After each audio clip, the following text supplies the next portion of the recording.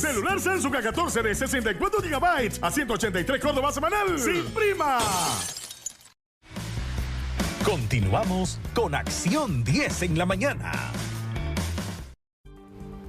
Gracias por su fiel sintonía. La temporada de huracanes en el Atlántico se intensifica con 3 tormentas activas. Hablando sobre el tiempo, varias formaciones tropicales en esta zona podrían provocar indirectamente lluvias moderadas en el territorio nacional. Asimismo, las máximas oscilando en un orden de los 35 grados Celsius. Quien nos brinda el panorama del tiempo es Christopher Guevara. Pasamos con vos. Adelante.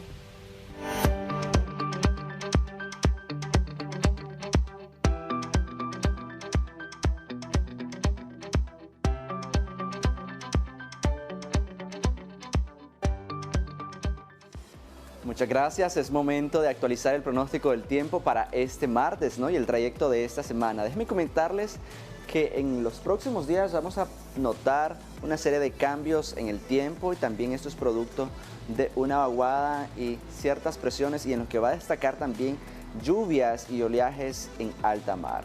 Bueno, ya en que tenemos detectado también en el Atlántico una serie de fenómenos tropicales, sin embargo por ahora estos no representan una amenaza inmediata para nuestro país. Estos fenómenos van a disminuir las bajas presiones.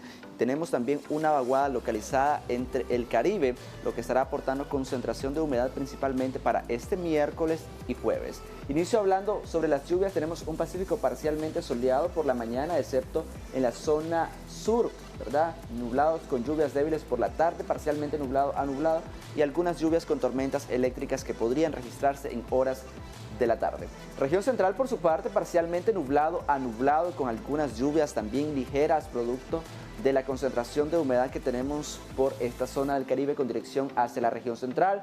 Por la mañana también tenemos lluvias con tormentas eléctricas de ligeras a moderadas con algunas fuertes que podrían registrarse en el norte del país. Y para la zona del Caribe tenemos también una aguada localizada en esta zona entrando y tomando protagonismo de algún modo a que las lluvias tomen y digan presente a lo largo y ancho de los próximos días. Tenemos que lluvias podrían registrarse con tormentas eléctricas a moderadas con mayor fuerza y ocurrencia en la región Caribe Sur y la franja costera. Así estamos en relación a las lluvias, hablemos ahora sobre los calores. Calores a lo largo de este martes y también el trayecto de los próximos días debido también a las altas presiones atmosféricas que tenemos sobre el territorio nacional. 34, 37 grados Celsius. 34, 37 grados Celsius marcará el termómetro para este Pacífico, principalmente en el occidente del país, que las altas temperaturas dirán presente. Masaya, por supuesto, será la zona más privilegiada en cuanto a calor se refiere. Ya para ir avanzando en la región central, 26, 34 grados Celsius. Como siempre, Jinotega gozando de algunas condiciones óptimas para el día, no se sienta tan sofocante aquellos calores. No obstante, ya bajando un poco a la parte sur, como Chontales, sí los calores dirán presente. Y tenemos un clima en la región del Caribe oscilando los 29 a los 31 grados Celsius, un tiempo pues relativamente calmo y característico de esta zona. Vamos avanzando de inmediato sobre los vientos. Están haciendo estos moderados a ligeramente fuertes y esto está siendo alcanzado principalmente para la zona costera de Managua, León y Chinandega. Mucha precaución acá antes de realizar las faenas de pesca y emprender dichos trabajos porque exponemos de una u otra manera la vida de los pescadores. Pacífico noroeste a variable con 10 a 20 kilómetros por hora y las rachas oscilando ya desde los 30, 35, inclusive 40 y 50 kilómetros por hora. Región central de variable a noroeste a variable, ¿verdad? En esta dirección van a estar oscilando 10 a 15 kilómetros por hora y las rachas oscilando en un promedio de los 35 hasta los 40 kilómetros por hora. Región Caribe, por su parte, igual de noroeste a norte con 10 a 20 kilómetros por hora y las rachas oscilando hasta los 40 kilómetros por hora. Recomendación a la navegación marítima, sí señores, como les introducía, de pronto es impredecible en alta mar que los oleajes aumenten tanto en su altura como en su velocidad, así que es muy importante tomar sus recomendaciones. Y finalizo hablando sobre las mínimas. Tenemos unas noches totalmente calurosas, inclusive para la región central, que es característico que predomina un ambiente relativamente fresco. Bueno, al menos para este martes esperemos una noche totalmente calurosa.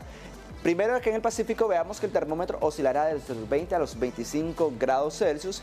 Por supuesto, unas condiciones que no son tan recomendables para conciliar el sueño. Ya los expertos han manifestado en reiteradas ocasiones que podrían estar entre un orden de los 18 a los 20 grados Celsius para conciliar el sueño. Ya 25, por supuesto, son unas noches muy calurosas. La región central, 19-25 grados Celsius. Aquí sí podemos ejemplificar cómo Jinotega alcanzará el orden de los 19 grados Celsius, perfectos para conciliar el sueño. No obstante, ya Chontales, Puaco, alístese para una noche totalmente bochornosa, y el Caribe entre los 23 y los 25 grados Celsius. Condiciones de costumbre, y también casi en todo el territorio nacional tenemos unas condiciones arriba de los 20 y los 25 grados Celsius. Con esta información pongo punto final al segmento. Continuamos con mucho más.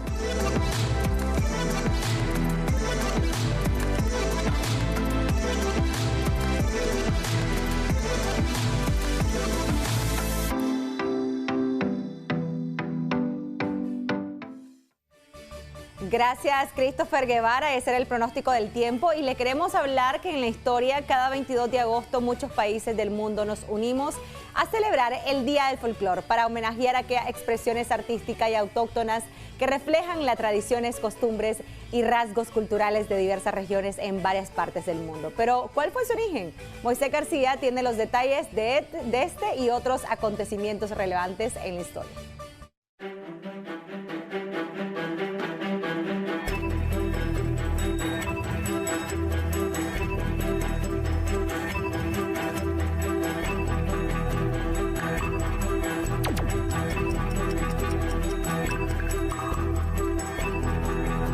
Brasil ha luchado incansablemente para ingresar en el exclusivo club de naciones que han lanzado al espacio satélites impulsados por cohetes, pero ese sueño quedó sepultado en agosto de 2003, cuando el cohete que iban a lanzar al espacio se desplomó en la plataforma de lanzamiento y mató a 21 ingenieros y técnicos.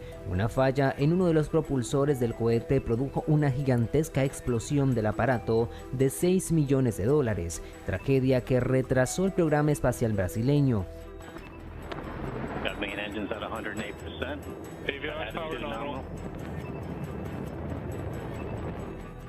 Pocos días después del accidente salió a la luz pública un informe del programa de 2002. En dicho reporte se denunció la falta del personal especializado, un asunto que hacía peligrar la seguridad y confiabilidad del centro de lanzamiento.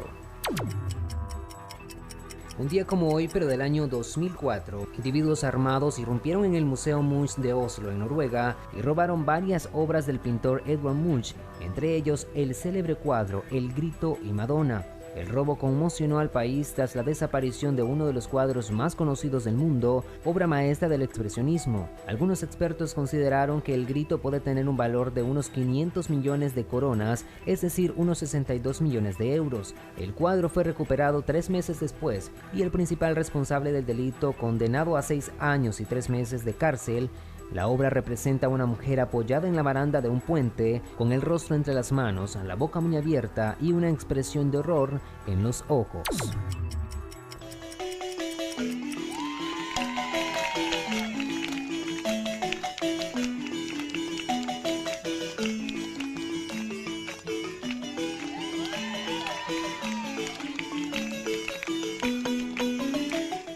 Cada 22 de agosto se celebra el Día Mundial del Folclor, para homenajear aquellas expresiones artísticas y autóctonas que reflejan la tradición, costumbres y rasgos culturales de diversas regiones en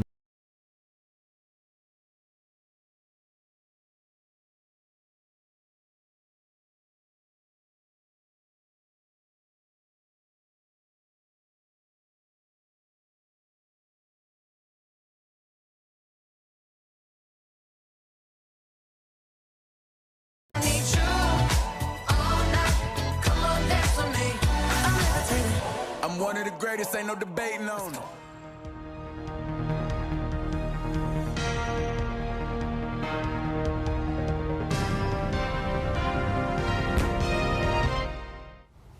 Hoy en Asesoría Jurídica estaremos abordando un tema muy sensible en relación también a un hecho que ocurrió recientemente en el departamento de Estelí.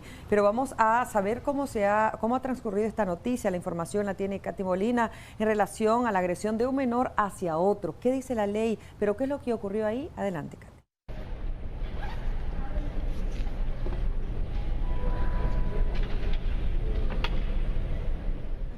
Un niño de 10 años de edad fue atacado por su compañerito de clases con una tijera varias veces en distintas partes de la espalda este viernes en la escuela Julio César Castillo del municipio de Condega del departamento de Estelí.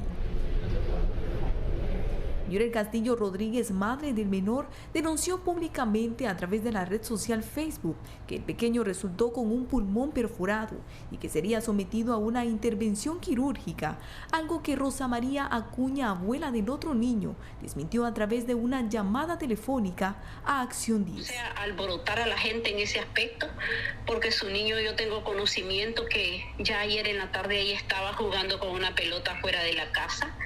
Acuña aseguró que su nieto atacó al menor en defensa propia, porque este lo estaba asfixiando luego de que le dijera que no le regalaría un cartón para hacer una manualidad. Y lo tenía apretado, dice que él no podía ni gritar ni hablar, no podía hablar, me dice, y ya no te puedo decir más porque no sé. Después yo abrí los ojos cuando ya oí los gritos, me dice, como que lo estaba asfixiando, dice, entonces él no soportaba eso.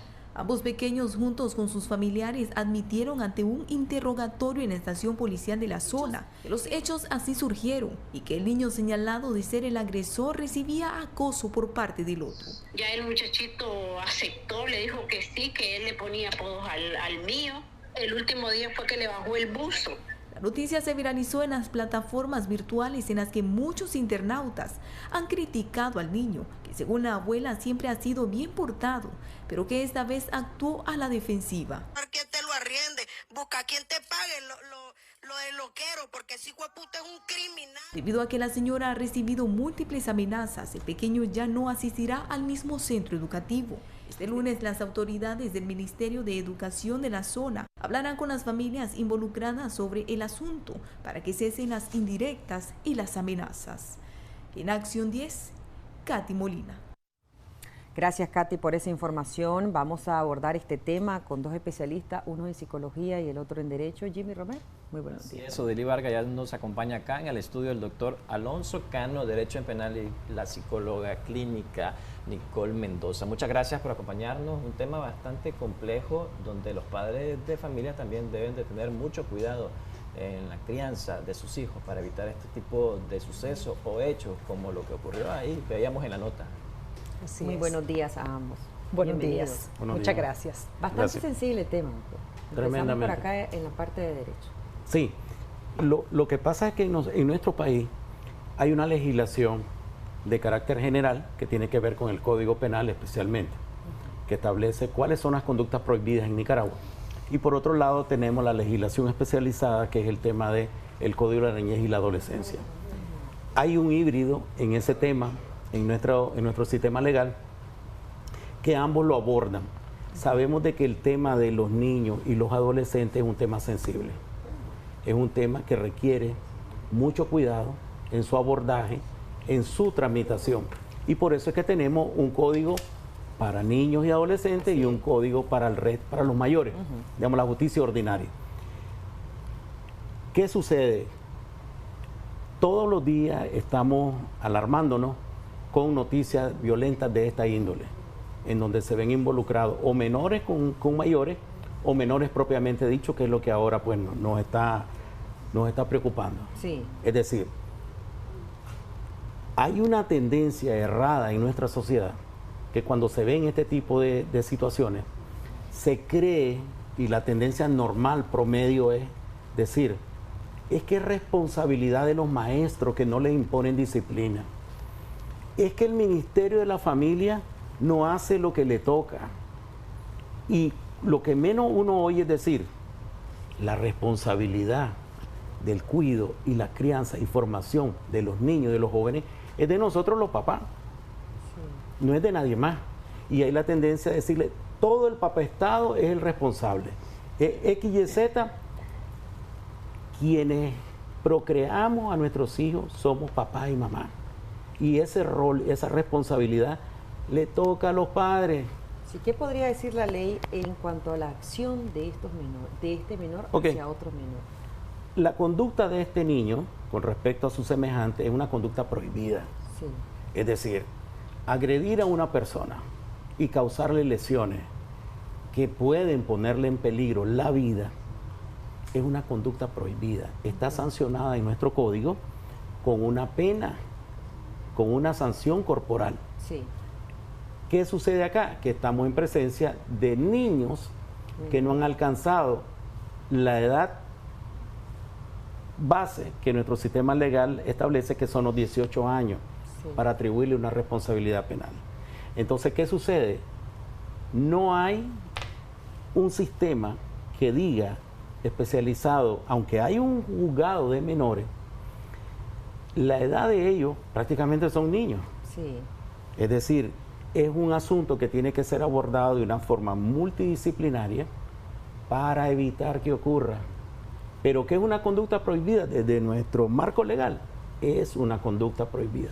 De manera totalmente. que él sería quizás abordado con ese consejo multidisciplinario, como dice usted, más no directamente no va a ir a los tribunales. Justicia como las personas adultas, para las personas, porque preocupa también, y también ahí que está con nosotros Jimmy, la doctora, tal vez nos explica un poquito, porque preocupa también como sociedad que los mismos adultos se están refiriendo hacia el niño que de una forma despectiva, escuchábamos. Y en el área psicológica, ¿cómo podría catalogar esta acción también? ¿Y qué tan importante es los valores que le enseñan los padres de familia a sus hijos? Vemos que este menor agredió a otro menor con unas tijeras. Sí, definitivamente desde el punto de vista psicológico es un hecho que trastoca la dignidad humana, trastoca los fueros internos de una sociedad, de un niño también, porque estamos frente a un caso de agresión, frente a un caso de violencia. El esquema de valores que nosotros como familia le vamos a transmitir a nuestros hijos tiene que ser un esquema de valores basado en los principios del amor, de la fraternidad, del bien común en nuestros semejantes. Explicarle a nuestros hijos que debemos y tenemos que relacionarnos con respeto hacia la otra persona, que no debe de haber motivo alguno para agredir, para humillar, para golpear a otro menor de edad. Ahora bien, como adultos, tenemos que tener mucho cuidado cómo nos vamos a referir, independientemente de lo que haya pasado entre los niños. ¿Por qué tenemos que ser muy cuidadosos? Porque nosotros los adultos somos la guía, somos ejemplo para nuestros hijos y para los niños en general. Por lo tanto, es un llamado a la sociedad, a los adultos, que manejemos adecuadamente los términos que estamos utilizando. Muy enojados podemos estar, pero este enojo nos puede llevar a cometer actos de esta naturaleza. ¿Se pudo haber solucionado discordia que tenían ambos menores por la vía civilizada, doctora, en el momento que ambos padres de familia pues de alguna manera se pudieron dar cuenta que tenían problemas ambos? Mire, siempre recomendamos desde la psicología que nosotras, la familia, los papás, las mamás, transmitamos a nuestros hijos esas habilidades psicosociales para que se puedan defender en la vida. Pero cuando la psicología dice defender, no es con el golpe, no es con un arma blanca, sino es que pueda decirle de manera oportuna el niño y la niña a su maestro que hay otro niño que quizás me está humillando, que quizás me quiere agredir, que le informe a papá y a mamá. Pero el padre debe de brindar la confianza, si no el niño no la va a tener y quizás está siendo agredido y por temor a la mamá, por temor al papá, se queda callado. Hay muchos padres de familia que le dicen a sus niños: si usted se deja golpear, ya sabe, aquí lo espero en casa y yo le pego. Aquí no quiero hijos golpeados. Usted sabe, aquí tiene un padre fuerte y usted es igual a su papá. Entonces, ¿qué le vamos diciendo a nuestros hijos? Que las diferencias se resuelven con violencia y la vamos naturalizando. Y las diferencias nunca se deben de solucionar con el golpe ni con este tipo de escenas. Bueno, escuchamos también y vamos a hablar un poco de lo que en el entorno, y a veces se dice, es que ese código de la niñez ha venido a dañarlos, es que no les permite a los padres que eduquen. ¿El código dice en realidad eso, doctor, quizás ahí? Y usted, doctora, también desde el punto de vista de la conducta de los menores. Claro. El Código de la Niñez yo creo que ha sido bien amplio, bien específico. Creo que el doctor sería la persona muy idónea para que después nos explique, pero desde el punto de vista psicosocial, pues no, ¿verdad? El código no te quita la autoridad como padre, ¿sí? Número uno. Número dos, hay que corregir la conducta. No hay que aplaudir conductas donde el niño está agrediendo a otro. O sea, nadie nos ha quitado esa autoridad. Lo que pasa es que queremos en muchas familias continuar con un esquema muy tradicional, muy arcaico, donde se le golpeaba al niño si cometía quizás un exabrupto. Hoy en día se le explica a los padres de familia que hay otros métodos para corregir, para sancionar una conducta indebida en un menor, pero nunca es el castigo corporal, nunca debe de ser el golpe. Hay que hablar. Nuestra palabra tiene mucho poder y mucha incidencia sobre nuestros hijos, pero palabras con amor, palabras con ternura y sobre todo con el ejemplo del adulto. Tenemos una llamada en espera. La palabra al doctor. Vamos a atender una llamada telefónica al 2222-7808. Gracias por comunicarse con nosotros. Y si desea exponer algún caso similar o hacer comentarios respecto al tema que estamos abordando, le escuchamos. Buenos días. Del niño agredido. Y el niño, pues gracias a Dios, está bien. Yo quedo asustada con las noticias que hizo la mamá, porque no es así. El niño está bien, nosotros estamos asustados porque el niño está bien, está completamente sano, no le agredió nada, no tuvo necesidad de una operación. Yo pues no estoy del lado de ninguno de los dos. Yo también tengo un hijo. Sí, ¿le escuchamos? Y pues a veces las mamás cometemos el error de alterarnos, de decir cosas que a lo mejor no son, pero lo que hacemos es poner nervioso a los otros niños. ¿Usted es familiar del menor? No, de ninguno de los dos. Sí. ¿Supo del caso? ¿Quizás nos puede compartir un poco? Sí, usted sabe, porque la gente murmura muchas cosas, pero uno como es vecino, uno mira, pues el niño anda bien. Correcto. Okay. Odilí, vamos a anexarle a esa llamada telefónica comentarios que nos está haciendo la audiencia a través de la transmisión de Facebook, Canal 10 Nicaragua. Nos dice: qué triste cómo está el mundo, que desde pequeños van con esa mentalidad a las escuelas, pero a veces ellos reflejan lo que viven en sus hogares con sus acciones. Doctor y doctora, tal vez nos da su comentario respecto a la llamada telefónica y también al comentario que nos hacen en Facebook respecto a que los niños reflejan lo que viven en los hogares. Bueno, 2 puntos. Qué bueno que la oyente que ha llamado ha dicho que el niño está estable, que no tiene mayor secuela en su cuerpo. Esa es una cosa que nos debe alegrar que así como sea. sociedad. Y, claro, es un asunto de corroborar, pues ojalá que así sea. Porque nos hace un poco aflojar un poco la... Porque de un inicio se había hablado de que las tijeras le habían perforado el pulmón. Sí, es una cosa grave. Una perforación de pulmón, fijo, es una operación a la que hay que ir en el menor de los casos. Y obviamente un peligro en la vida del menor. Pero bueno, la oyente dice de que es vecina, de que sabe de que no hay mayor lesión, daño ni peligro en el menor, pues habría que alegrarse si eso es cierto, ¿verdad? Ahora bien, los niños en Nicaragua tienen, o sea, los legisladores a nivel nacional y a nivel internacional, se ha dictado un código que, digamos, Naciones Unidas, la UNICEF, todos los organismos especializados en este tema han querido establecer un régimen jurídico que proteja a los menores, a los adolescentes, en el sentido de que las normas que a ellos les van a regular su comportamiento sean, digamos, de acuerdo a la normativa internacional. En Nicaragua eso se ha venido aplicando desde hace un buen rato atrás. toda la normativa de niñez y adolescente tiene un eje transversal que tiene que ver con el tema la sociedad del Estado.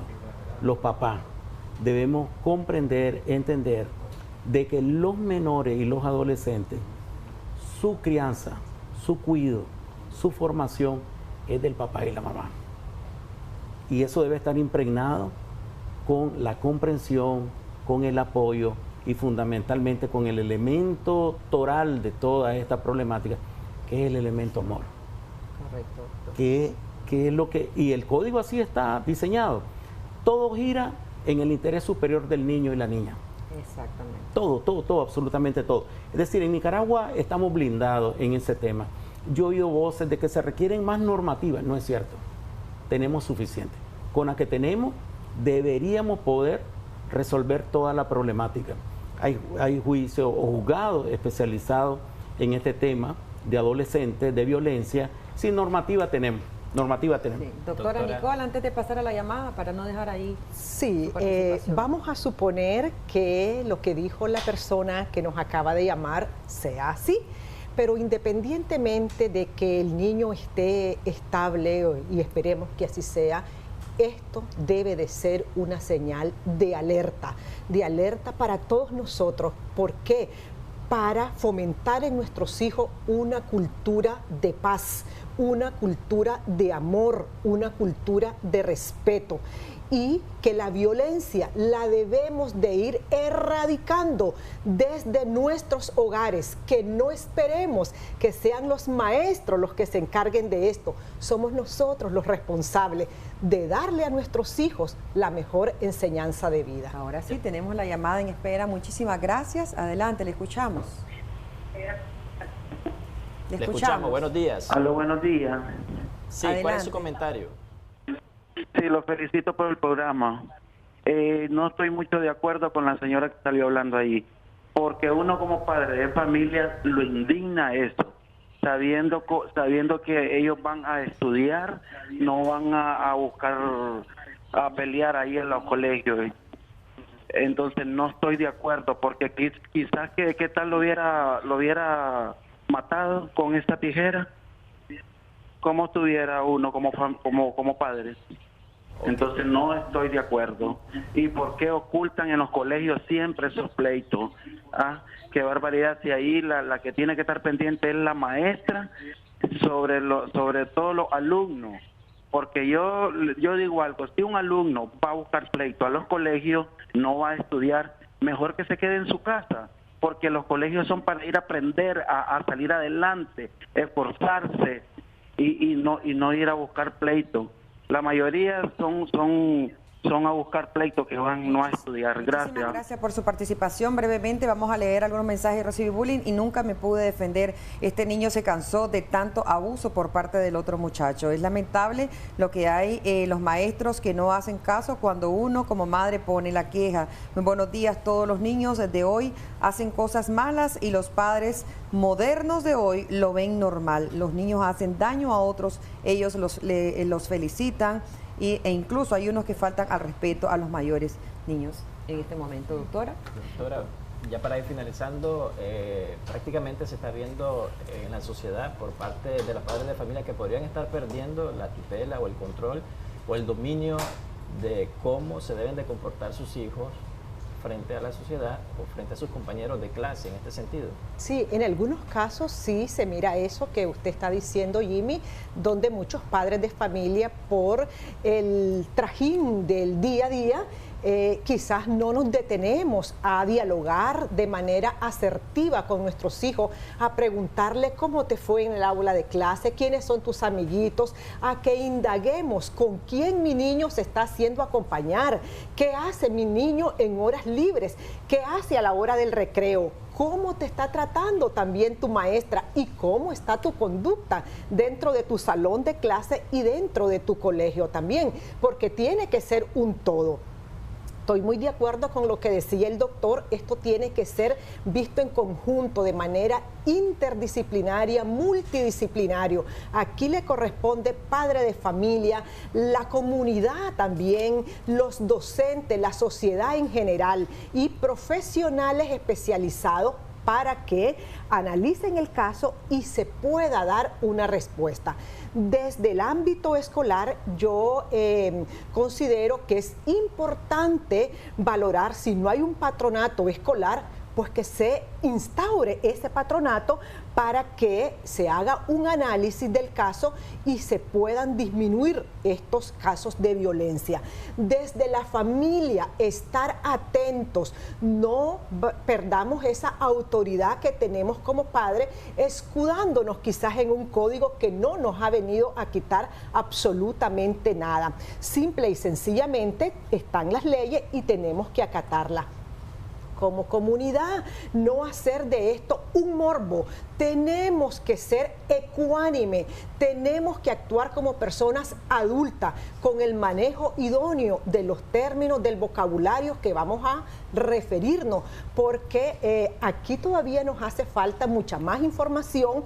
Aquí son conjeturas las que estamos haciendo, porque nos hace mucha falta información para tener un acercamiento más profundo del caso, ¿verdad? Entonces, yo creo que tenemos que ser cuidadosos, cautelosos, pero alerta. La violencia se encadena, la violencia se refleja y no es la solución para darle respuesta a las diferencias que hay entre niños y entre adultos. Doctor, ya también para cerrar, sus conclusiones desde el punto de tema jurídico, porque muchas personas dicen debería estar en la cárcel, escuchamos palabras incluso soeces que se refieren hacia el menor, el adulto refiriéndose al menor.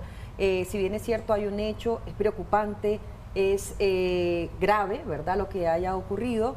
Desde el punto de vista de la acción ya se puede entender como grave, pero la ley, ¿qué puede hacer también los padres de familia si reciben ellos también amenazan? Porque se ha especulado eso también. Sí, si algún familiar, algún pariente cercano a ellos, a cualquiera de los dos que están involucrados, ha recibido amenaza, debe acudir a las autoridades, ponerlo en conocimiento, y hay especialistas que van a rastrear esa llamada, ellos tienen los medios tecnológicos para hacerlo, y las autoridades investigarán si esa conducta realmente ha sido nociva, si encuadra dentro de un delito informático, y tomarán la resolución que corresponde. En definitiva, normativa relacionada a ese tipo de conducta existe, solo que no es aplicable por razón de edad, por minoría de edad, en este caso en concreto. ¿Qué significa eso? Que se nos abre un tema, como la doctora Nicole lo manifiesta, se abre un tema importante para los papás y las mamás. La dirección, la formación de los adolescentes y los niños es del papá y la mamá. Ellos son los principalmente llamados. Si ellos fueron los que los procrearon, el Estado no ha procreado niños ni niñas. En términos generales, el niño entonces que agredió al otro menor no enfrentará ningún tipo de cargos, no se va a reunir con ninguna autoridad para quizás darle un acompañamiento para mejorar esa conducta. Lo que seguramente habrá, y ya debe estar caminando, es que el Ministerio de Educación y el Ministerio de la Familia ya deben de estar trabajando en esa problemática, queriendo identificar el origen y el trato que le van a dar a nivel escolar y familiar.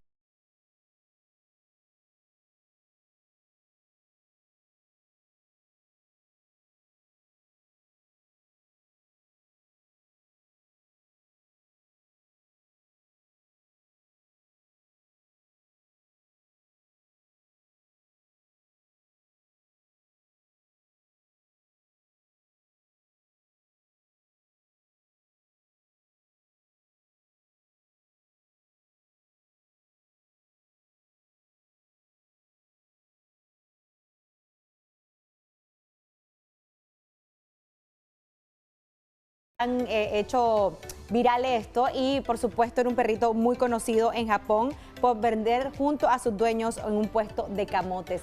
Veamos más acerca de esto.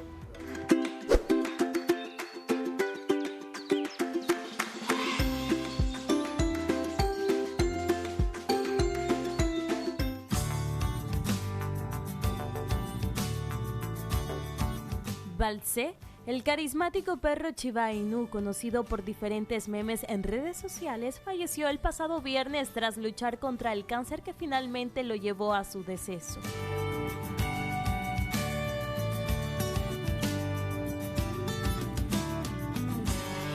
Balsé comenzó a sufrir problemas de salud en 2022. Después de meses sin diagnósticos certeros, finalmente descubrieron que se trataba de un cáncer, el cual desató una dolorosa travesía tanto para él como para sus dueños. Sus seguidores, entre otros internautas que se habían encariñado de él, hicieron notar su partida con publicaciones.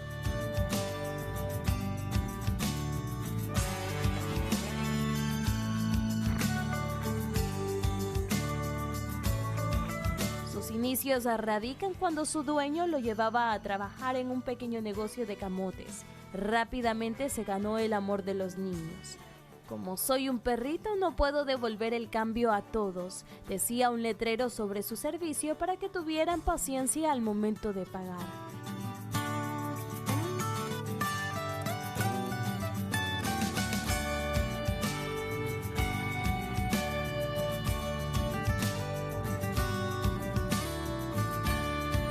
Algunos ya le han dedicado dibujos.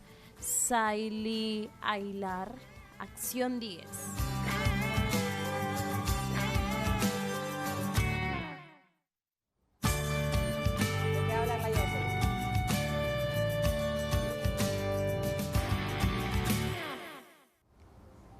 Bueno, ahí estaba ya lo más famoso del mundo animal. Y ahora vamos a pasar completamente de tema, vamos a cambiar y vamos a hablar de un tema bien importante que ya tenemos un especialista. Y si usted ha escuchado mucho de la PPMS y que hay muchas personas que en su juventud, incluso hay mujeres ya adultas que la utilizan y a veces no saben ni cómo utilizarlo y hasta abusan del uso de esta misma pastilla. Jocelyn Medrano está con este tema muy importante al otro lado del estudio.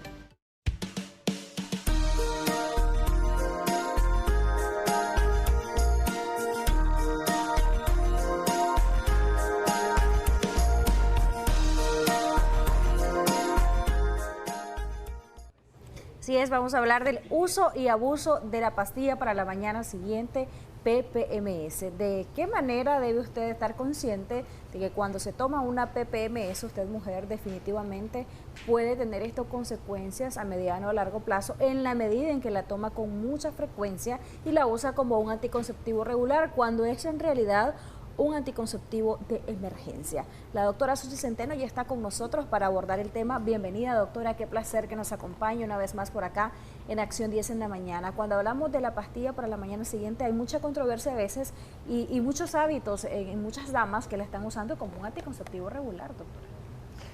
Buenos días, gracias por la invitación. Así es, actualmente en nuestro país existen 2 presentaciones disponibles. Sin hablar de marca, ¿verdad? Nosotros contamos con la que viene la presentación de una tableta y la presentación de 2 tabletas que se toma una cada 12 horas. Como su nombre bien lo dice, el método de anticonceptivo de emergencia es cuando nos ocurre una verdadera emergencia. ¿Cuáles son esas situaciones? Lamentablemente en los casos de abuso sexual, ¿verdad? Que son cosas que nosotros no podemos prever.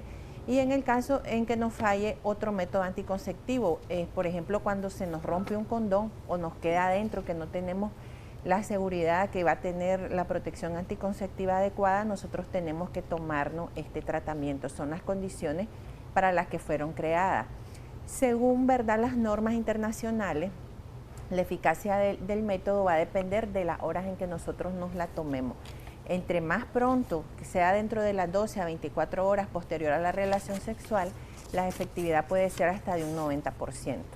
¿Qué pasa, doctora, cuando se abusa de la PPMS y la verdad se está usando como un anticonceptivo regular y no se está consciente de los efectos que pueda tener en la salud de la mujer? Una de las preguntas más frecuentes es cuántas veces nosotros podemos utilizar una PPMS. En realidad nos ofrece protección anticonceptiva a las primeras 12 horas posterior a la relación sexual. Si leemos la eficacia puede ser hasta 5 días después, 120 horas. Sin embargo, esto va a depender si nosotros estamos ovulando o si estamos previo a la ovulación, después de la ovulación, o si realmente no estamos en un periodo fértil. Nosotros no podemos aconsejar a la paciente que se utilice como método anticonceptivo. Recordemos que es un método anticonceptivo que tiene una carga hormonal bien grande que nos puede causar trastornos de la menstruación.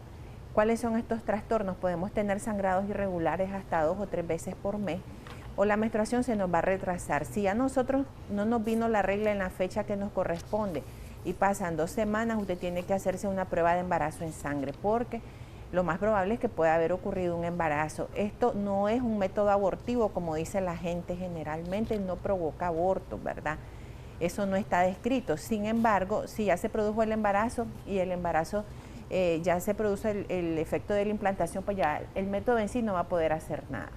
Ok, doctora, en el caso, por ejemplo, de aquellas mujeres que se preguntan si por el uso prolongado de la PPM pueden quedar estériles, pueden tener infertilidad, ¿esto es cierto o es un mito? Realmente es un mito, sin embargo nosotros no podemos estar metiéndonos esas cantidades grandes de hormona. Los efectos adversos van a ser los mismos que tenemos para un método anticonceptivo hormonal oral. Dolores mamarios, náuseas, vómitos. Si nosotros nos tomamos la pastilla, ¿verdad?, de la mañana siguiente y en menos de una hora hemos vomitado, entonces nosotros perdemos ese efecto y nadie nos garantiza que vamos a tener el efecto deseado, ¿verdad? Nosotros no podemos promoverlo como que fuera un método anticonceptivo de forma regular. Si tenemos una pareja donde tenemos relaciones sexuales frecuentes, es mejor instaurar un método de barrera, un método hormonal, los métodos naturales, pero un método fijo, ¿verdad?, que nosotros podemos utilizar. Y nosotros le decimos a la paciente, hay pacientes que se toman 2, 3 PPMS al mes y aún así salen embarazadas. No es algo que se utilice de manera rutinaria, se desaconseja totalmente, pues como su nombre bien lo dice, es para situaciones especiales. Yo he escuchado, doctora, que tomarse una PPMS equivale a tomarse todo el cartoncito de pastilla anticonceptiva del mes, en el caso de las damas. Sí, la hormona activa se llama levonorgestrel, la que está disponible, y sí equivale. Es más, nosotros podemos hacer, como dicen de forma hechiza, una PPMS según el preparado hormonal que tengamos a mano, por así decirlo, una PPMS casera, pero eso implicaría tomar varias tabletas, ¿verdad?, de un cartón para que ella pudiera tener el efecto que tiene el comprimido o los comprimidos según la presentación. Okay. Hay comentarios en nuestra transmisión en Facebook, gracias como siempre por su participación, por su confianza. Tenemos uno de los comentarios, nos dice, si una menor de edad es violada, ¿funciona la PPMS? Es decir, ¿desde qué edad es eficaz? Nosotros no vamos a decir edades, en realidad es desde que la paciente ovula. Si nosotros, las niñas pueden salir embarazadas desde que inician su ovulación. Entonces sí es efectiva si uno se la toma en las primeras 12 horas. Como lo dijimos inicialmente, la efectividad va de acuerdo a las horas que uno se las tome. En las 12 horas primeras está en una efectividad de un 90%, pero si ya la tomamos 24 a 48 horas, hasta 72 horas después de la relación sexual, pues la efectividad disminuye hasta un 70-72%, que ya no es mucho, y tampoco es que ofrezca una gran garantía, ¿verdad? Si, como lo explicaba al inicio, si ya se produjo la ovulación, el espermatozoide dentro de nosotros vive 72 horas. A lo mejor uno no ovuló en el momento, pero ovuló 2 días después y ahí se puede provocar un embarazo. Por eso es que no es un método anticonceptivo, pues no se debería de establecer como un uso rutinario para las pacientes. Hay otro comentario, buenos días, yo usaba las pastillas por 7 años y en el caso de la PPMS, durante todo este tiempo que la usé, luego no me bajaba la menstruación, entonces la dejé de tomar. Hay otro comentario también, el uso excesivo de la PPMS aumenta las enfermedades de transmisión sexual porque no hacen uso del condón y el sexo es una responsabilidad. Más comentarios, doctora. Buenos días. ¿Qué tan cierto es que el uso frecuente de la PPMS hace que con el tiempo, aunque la tomes, pierda el efecto?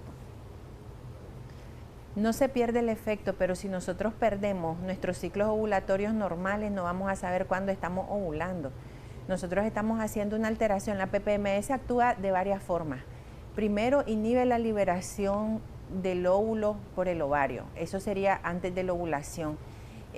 Aumenta el movimiento de las trompas para evitar que el óvulo se libere y se una con el espermatozoide. Si ya el óvulo se liberó, lo que hace es poner grueso, por así decirlo, cambia la viscosidad del moco para que no exista la unión del óvulo con el espermatozoide. Y si el óvulo con el espermatozoide se unieron, entonces cambia lo que es la pared interna del útero para que no haya implantación del huevo. Entonces son 3 mecanismos diferentes.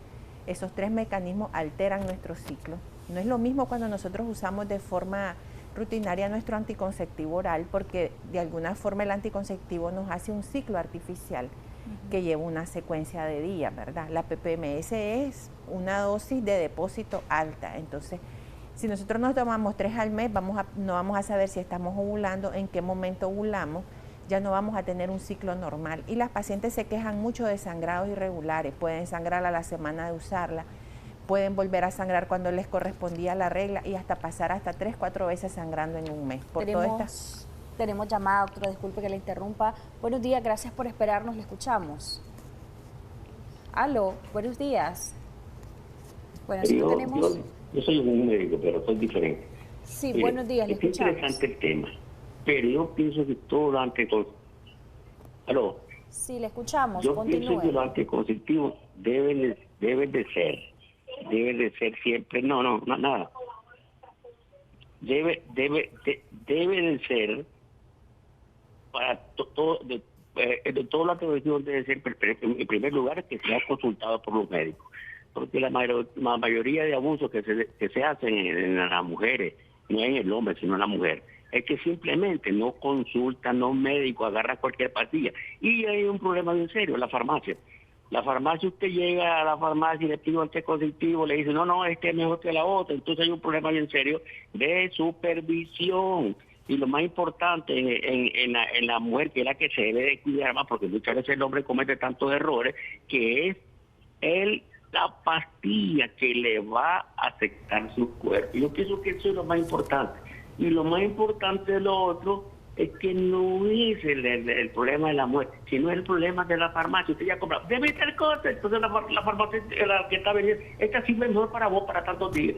Es un error, pero discúlpeme, pero esa es la pura verdad. Lo que existe en nuestro país es que no hay control en la farmacia. La farmacia le vende lo que le da la gana a uno. Muchas gracias. Gracias por su opinión, por su participación acá, pero recordemos que la primera responsabilidad está en cada uno de nosotros. En la farmacia hay medicamentos de venta libre, pero es usted quien decide si los va a tomar o no, definitivamente. Hay comentarios y quiero que después de leer estos comentarios usted se refiera también a la opinión del televidente, a que agradecemos muchísimo pues que haya participado con nosotros. Nos dice una amiga que nos está sintonizando a través de Facebook: yo tuve una experiencia después de una noche de rumba y sexo, el día siguiente tomé PPMS y me embaracé, creo que no funcionó, y esta es la parte que realmente hay que hacer énfasis. Ella cree que no funcionó porque tomó mucho licor ese día y ahora su bebé tiene 13 años. ¿Eso es cierto? ¿El licor disminuye el efecto de cualquier anticonceptivo, incluido el de emergencia, que es la PPMS? Pues científicamente y de forma demostrativa no. Existen medicamentos, por ejemplo, los anticonvulsivantes, pacientes que son epilépticas, no son candidatas a tomar anticonceptivos orales por eso, porque sí disminuye, ¿verdad?, la efectividad. El alcohol no está directamente relacionado. Sin embargo, recordemos que si está en estado de ebriedad, a lo mejor no se toma el tratamiento como es, pero de forma así como directa no interfiere. Muy positiva la participación, ¿verdad?, del señor, porque varón, casi siempre estos temas pues son más como vistos, más tocados por mujeres. Él tiene razón en el sentido de que a veces los pacientes van a la farmacia y piden un medicamento. Estos medicamentos son de venta libre. En eso él tiene razón, no necesita una prescripción médica, ¿verdad? Porque son medicamentos de venta libre.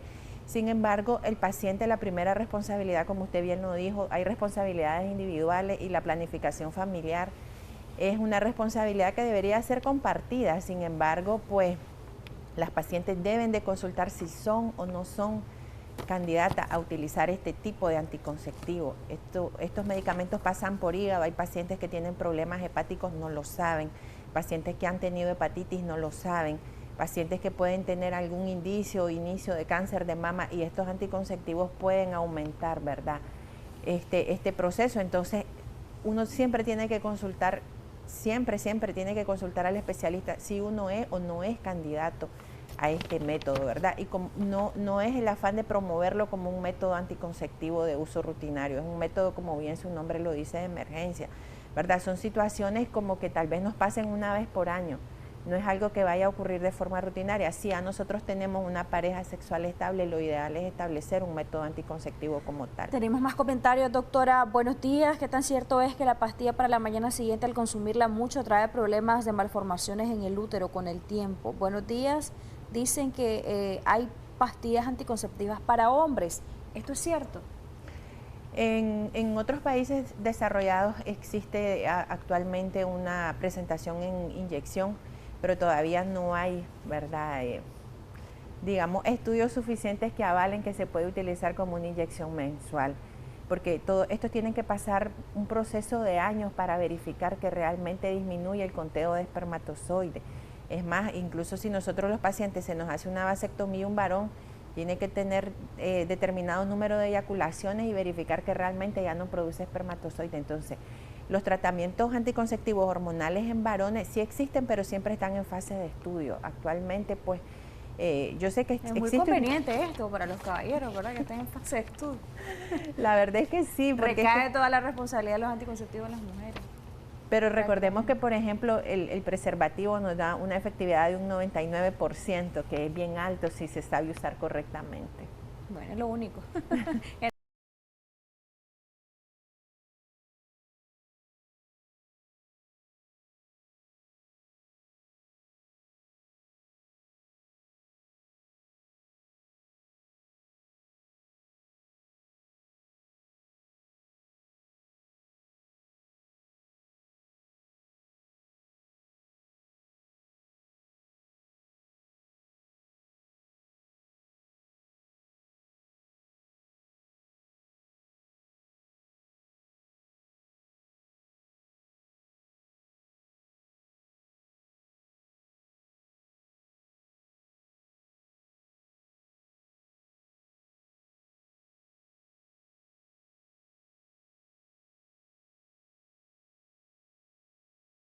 Economía, y es Christopher Guevara quien nos comenta en el segmento activo sobre el precio del café, mismo que recientemente registró un cierre mixto en el mercado internacional.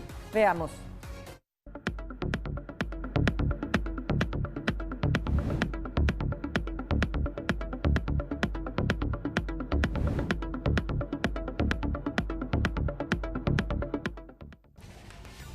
Muy buenos días. Efectivamente es momento de actualizar el pronóstico y el panorama en temas económicos. Lo hacemos hablando del café. Y es que este pasado viernes cerraron mixtos y bajo presión debido al favorable clima que tenemos allá por Brasil, ¿no? Y esto ha predispuesto también a que tengamos un aumento en la oferta, también acelere la cosecha y, por supuesto, reduzcan los precios. Barchar hoy nos indica que el quintal de café de calidad oro ha tenido fluctuaciones en el mercado internacionales y como una referencia de la Bolsa de Valores de Nueva York.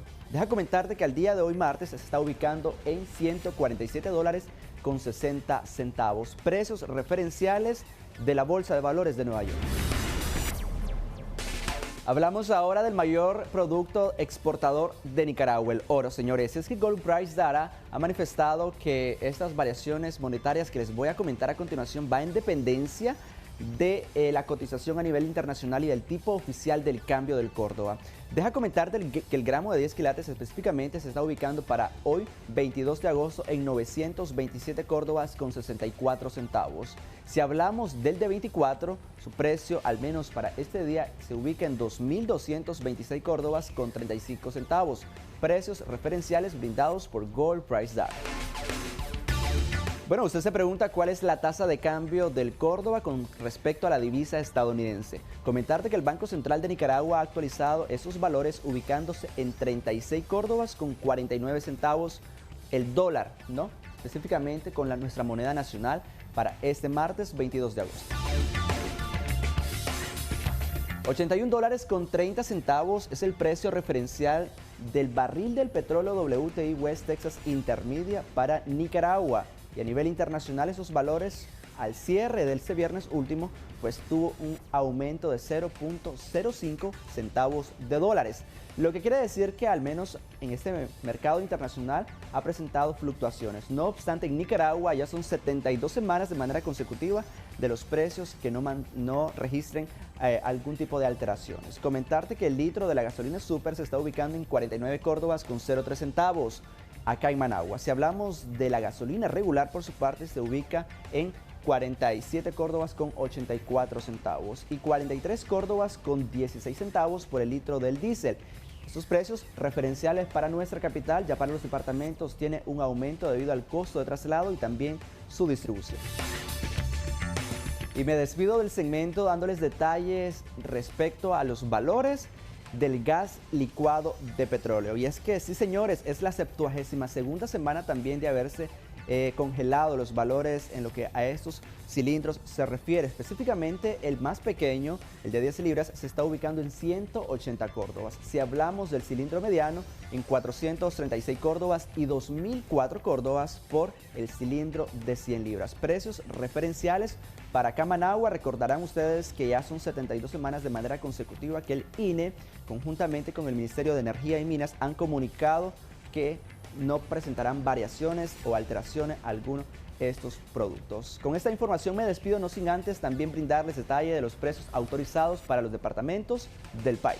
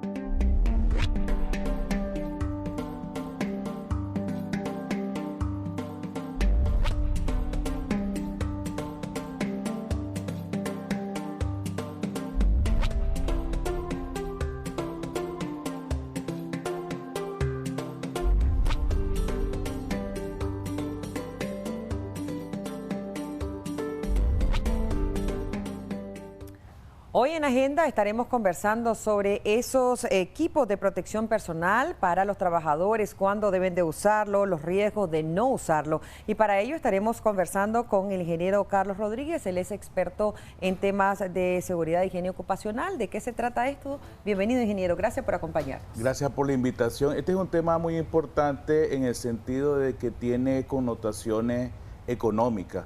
Por decir, hay una compra de parte del empleador de equipos de protección personal que lo mandata la ley, que la ley dice debe de proporcionarse de manera gratuita los equipos de protección personal al trabajador.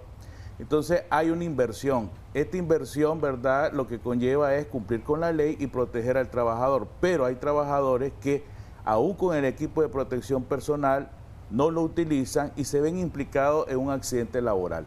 Nosotros tenemos que hacer las consideraciones porque si te doy los equipos de protección personal y no los usas y te ves involucrado en un accidente, entonces yo puedo ir en el Código del Trabajo, en el artículo 124, que aunque yo te di los equipos de protección personal, pero como no los usas, entonces puedo alegar, y en el 124 dice que el empleador está exento de cualquier responsabilidad. Por ejemplo, si en ese accidente te lesionás de manera permanente o transitoria o se presenta la máxima, que es la muerte, entonces las indemnizaciones quedan a discusión. Entonces esto es importante que los trabajadores consideren que el uso del equipo de protección personal es de forma obligatoria también, y eso lo vemos en la Ley General de Higiene y Seguridad Ocupacional. Uno de los sectores que hemos visto que se ha afectado de manera de esto de las inversiones en los equipos de protección personal es el área de la construcción, donde se les dan cascos, se les dan gafas, se les dan algunos elementos, hasta bota al trabajador, y el trabajador en 3-4 días no se aparece y se lleva los equipos de protección personal. Ahora, como la ley dice gratuito, entonces la pregunta es, ¿se cobra o no se puede cobrar un equipo de protección personal? Entonces ha habido quejas de que en algunas organizaciones el empleador ha cobrado los equipos de protección personal.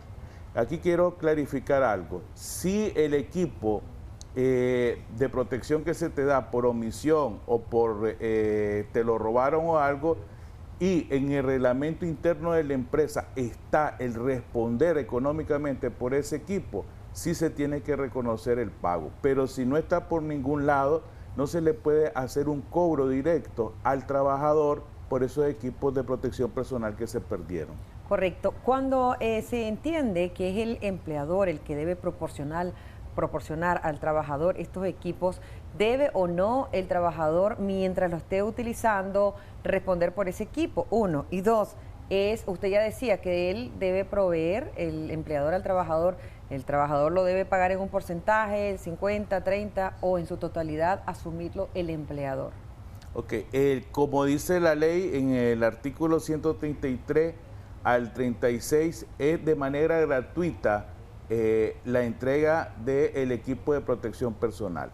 Sí, solo sí se puede cobrar si en el reglamento interno que está autorizado por el Ministerio del Trabajo se toma una nota ahí que por omisión o por, digamos, responsabilidad él no responde por los equipos de protección, le serán cobrados y serán cobrados en su totalidad. Ahora, recordemos que estos equipos no son baratos, son caros. ¿Por qué? Porque tienen materiales especiales para proteger a las personas, como es un casco, como es un guante, como es una bota que tiene punta metálica y otros elementos que vemos desde chaquetas, etcétera. Entonces, sí estamos claros de que es responsabilidad del empleador entregar y de usar de parte del trabajador. Y las consecuencias las vemos cuando hacemos el caso omiso del uso de estos equipos de protección personal. Y usted lo puede ver también ahorita en las calles, usted ve cuando ponen la publicidad, vemos la gente que anda el arnés, pero no anda la línea de vida, la andan pegada en el mismo arnés. Sí. Entonces ahí hay una falta. Si pasa cualquier accidente, ahí está involucrado el trabajador por no hacer uso correcto del equipo de protección personal. ¿Se le brindó el equipo de protección personal? Sí se le brindó, pero no lo está usando. Entonces, ahí puedo yo discutir en el artículo 124 del Código del Trabajo la responsabilidad de responder por una indemnización o por algo que le pase al trabajador en esa situación de que le suceda un accidente. ¿Cada cuánto debe estarse reponiendo ese material o ese equipo? Okay, los materiales deben de cambiarse cuando ya estén, digamos, en desgaste, presenten algún tipo de daño o su vida útil ya está consumida.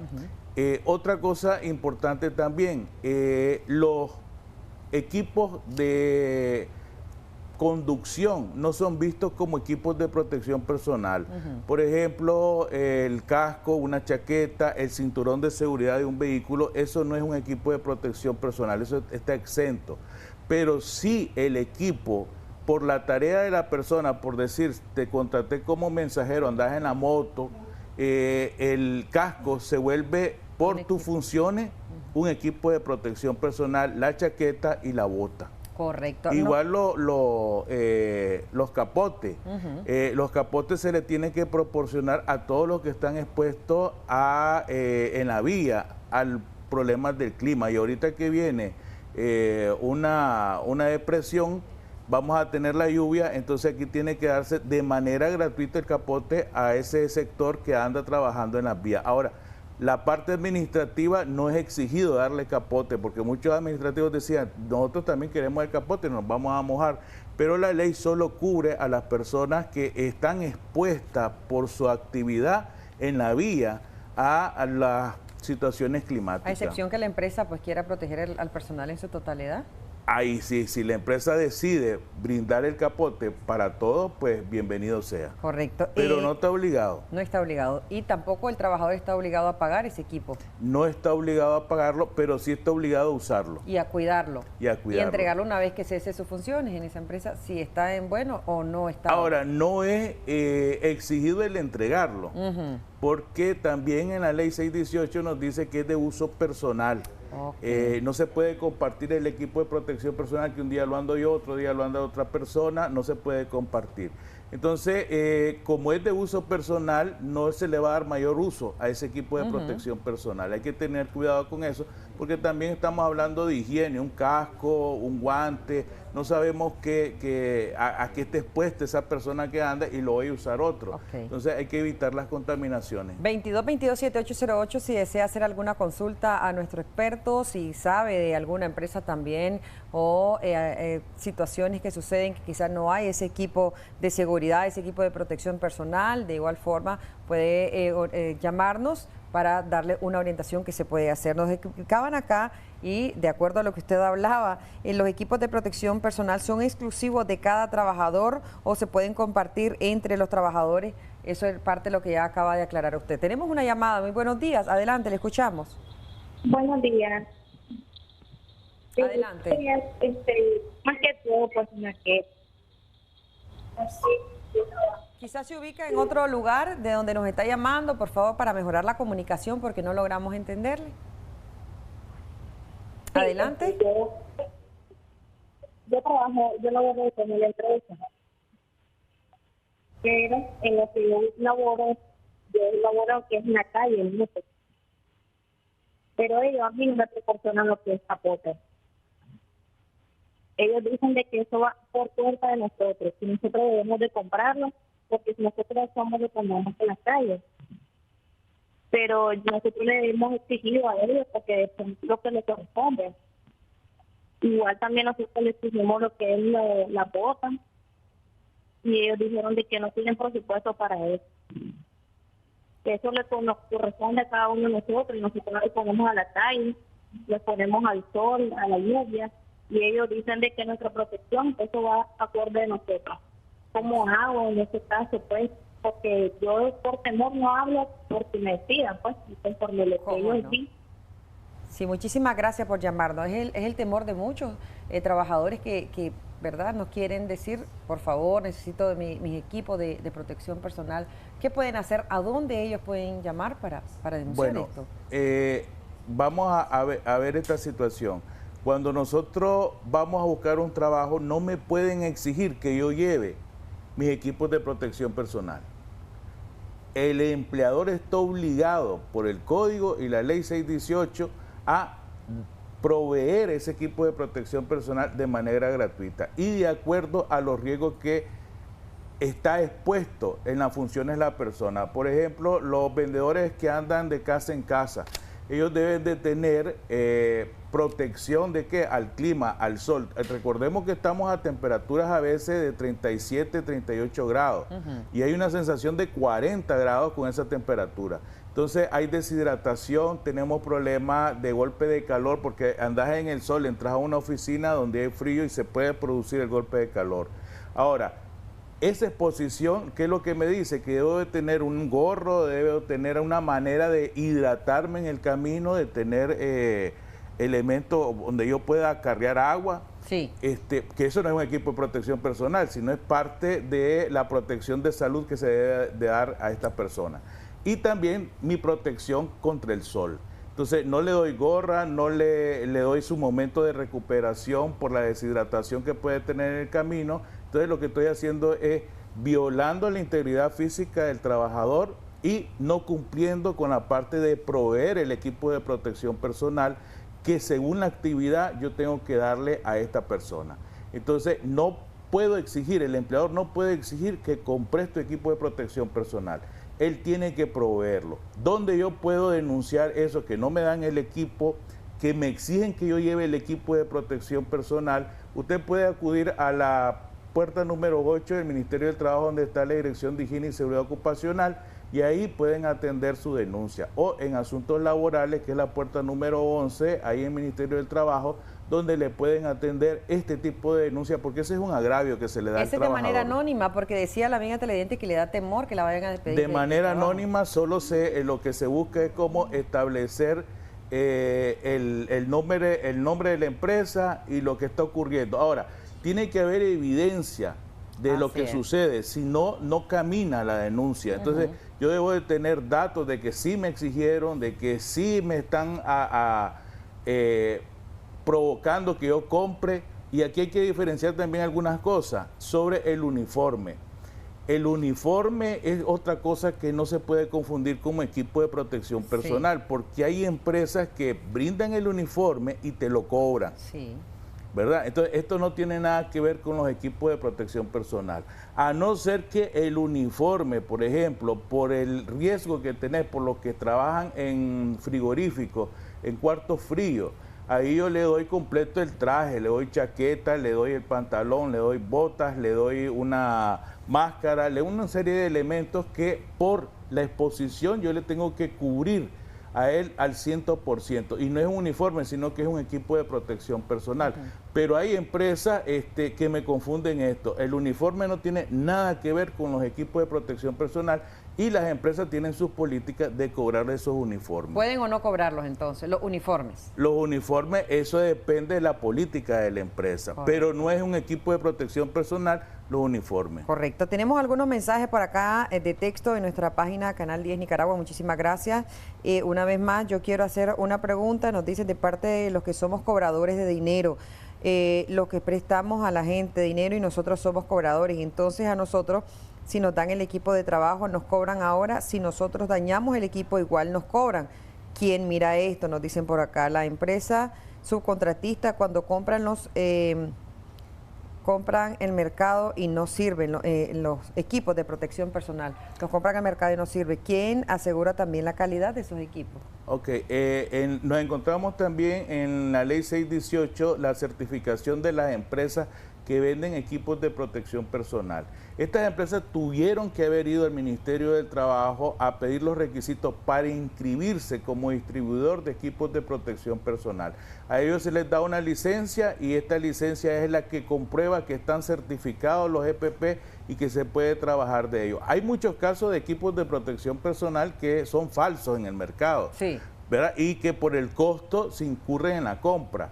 Pero yo creo que hay que tener un poquito de conciencia en lo que estamos haciendo, porque esto es proteger el recurso más preciado que tenés, que son las personas en tu organización.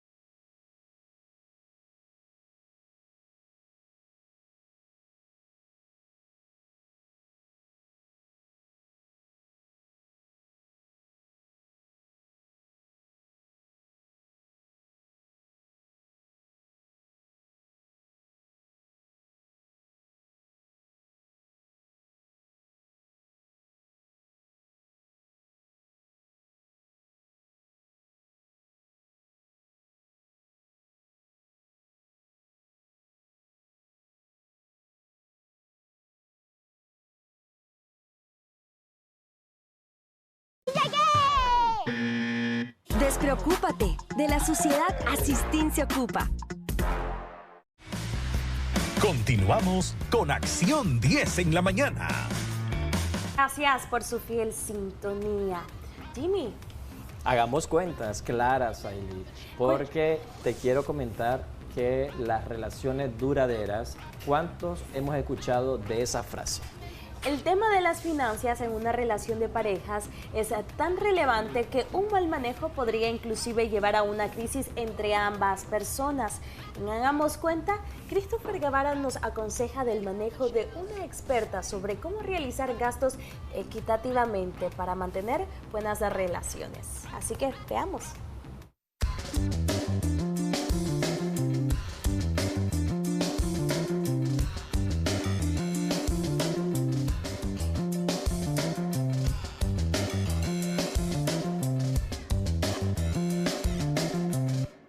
Hablar de dinero es importante para tener control de los gastos, y aunque no parezca, lo es aún más en una relación de pareja.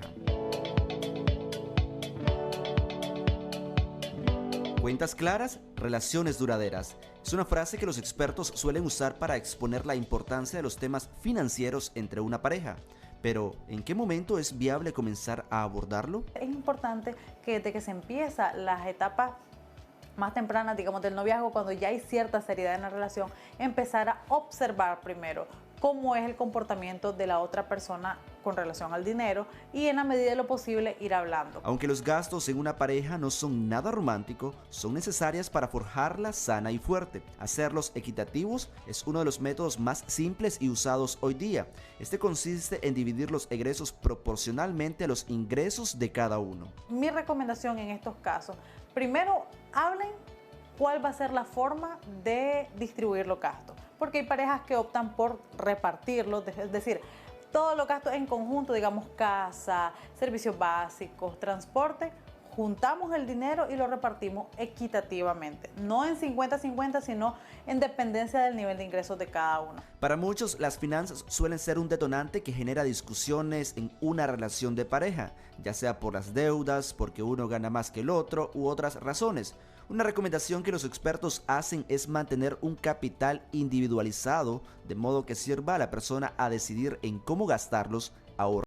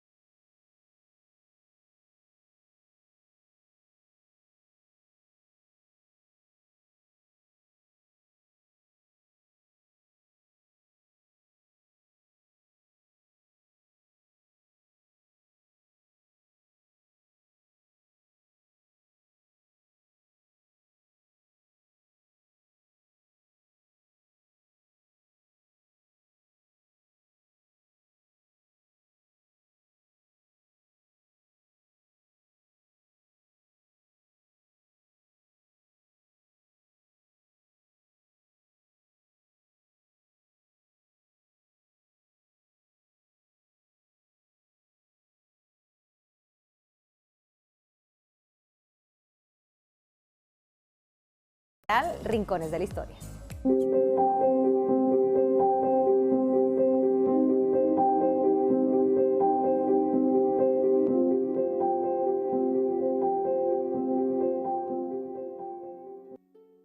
El castillo de Malbork es el castillo gótico más grande del mundo con unas 21 hectáreas de superficie. Este se encuentra a las orillas del río Nogat en una ciudad que lleva su mismo nombre en Polonia.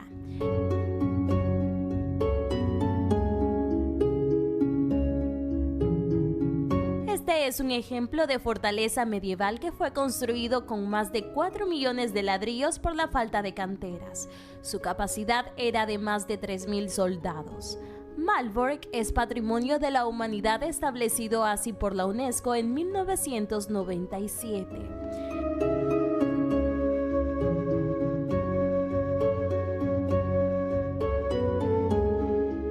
En español se le conoce como Castillo de Marienburgo, ya que se le dedicó a la Virgen María. Fue utilizado para realizar peregrinaciones, nombraciones, bodas y fiestas.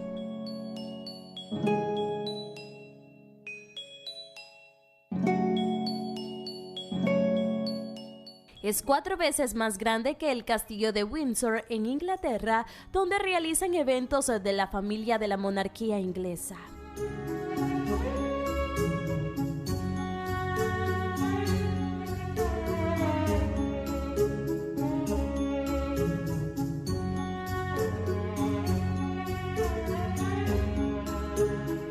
A lo largo de la historia ha sido destruido y restaurado varias veces. La primera restauración tuvo lugar a mediados del siglo XIX y la segunda después de la Segunda Guerra Mundial.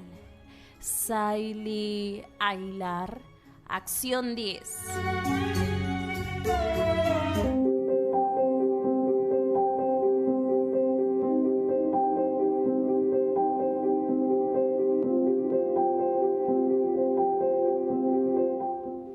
Seguimos seguimos hablando de cultura general. Es más fácil decir ¿para qué no se utiliza el limón? Pues tiene muchas funcionalidades en las gastronomías del mundo. Pero más allá de eso, también tiene muchos beneficios en la salud que usted debe conocer en la siguiente nota positiva.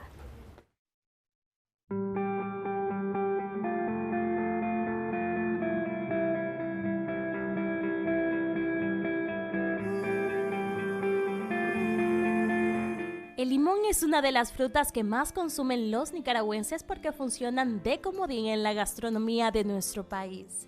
Sin embargo, contienen gran variedad de beneficios para nuestro organismo. Es una fruta curativa originaria del sudeste de Asia, aunque actualmente se producen en todas las partes tropicales del mundo. Limpia tu sistema digestivo, equilibra tu pH, ayuda a cicatrizar heridas, es un excelente antioxidante, nos mantendrá jóvenes, también es considerado un antiviral, previene el cáncer, cuida tu mente, previene la anemia. Contiene vitamina B, C y P e incluyen minerales como el magnesio, potasio, hierro, fósforo y flúor. La Organización Mundial de la Salud recomienda su uso regular. Saily Ailar, Acción 10.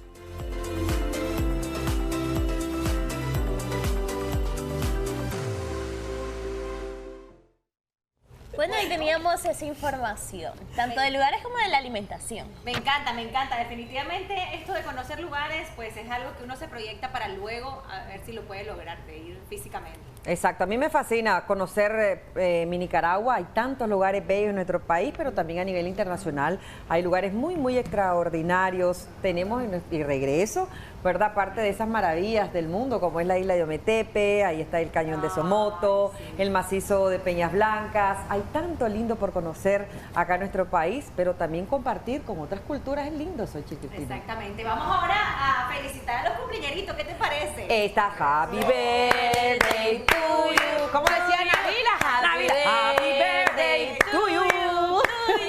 Happy Birthday. Los favoritos aquí en el estudio. Hoy está el señor Christopher Guevara. Doña Teresita le manda un beso. Cris! ¡Que pase, Cris! ¡Que pase, Cris! ¡Que pase, Cris! Mira mi Cris. Buenos días, papacito. Dios te bendiga, Cris. Christopher Guevara. Él es nuestro periodista. El chico del clima. El chico del clima. El chico del clima, también fue jefe de piso, hace diferentes notas especiales. O sea, este niño, yo le tengo una gran admiración al Viene Sucupún. ¡Para que pase el modelo! ¡Que pase el modelo, chicos! También. ¡Eso! Felicidades, Christopher, que Dios te bendiga, que sigas cumpliendo muchos años más y que continúes con nosotros siempre. Y que por supuesto seas ese niño que ya no está tan chiquito, ¿verdad? De gran valor y te queremos mucho. Y un aplauso. Yo quiero presumirles que yo trabajo bien de la mano con este muchacho, lo tengo todos los días, todas las horas. Felicidades. ¿Cómo te sentís, Christopher? Contanos. Pues otro año ya se ha ido. Siempre he dicho que cumplir un año más es crecimiento, madurez, y a mí me ha encantado eso, el hecho de venir a cumplir años, porque siento que ya no somos la misma persona desde hace un año. Entonces, ver el Christopher de ahora, siento que ha sido como una oportunidad para demostrarme que soy capaz de muchas cosas. Ha sido un año de reto, un año de mucha experiencia, y agradecido de compartir siempre un año más con ustedes, Jocelyn, Iván, Xochitl, Cristina, Odilí, Jimmy también, Saily, a todos los que están por favor en Control Estudio, don Henry, quiero saludarlo, don Raulito, ¿verdad? Moisés, Niamendi, Carlos, los quiero a todos, a nuestro jefe de prensa, por supuesto, licenciado Mauricio Madrigal por la oportunidad, todos los muchachos que hacen posible este sistema informativo, a los cámaras, por supuesto, y ha sido una familia, Jocelyn, increíble, usted me ha visto crecer, por supuesto, todos me han visto crecer aquí, y es la oportunidad que tenemos acá. Por eso digo que ya no estás tan chiquito, porque tu crecimiento en todos los sentidos es notorio. Quiero felicitarte, darte las gracias por trabajar muy de la mano conmigo, orgullosa del Christopher que sos ahora, así que te queremos mucho, Christopher, otro aplauso. Eso. Lo bonito de Christopher que Además que se deja querer, ¿verdad? Muchísimas gracias a su mamita, a sus padres, ¿verdad? Gracias por ese gallo pinto. No, bueno, pero además de que se deja querer,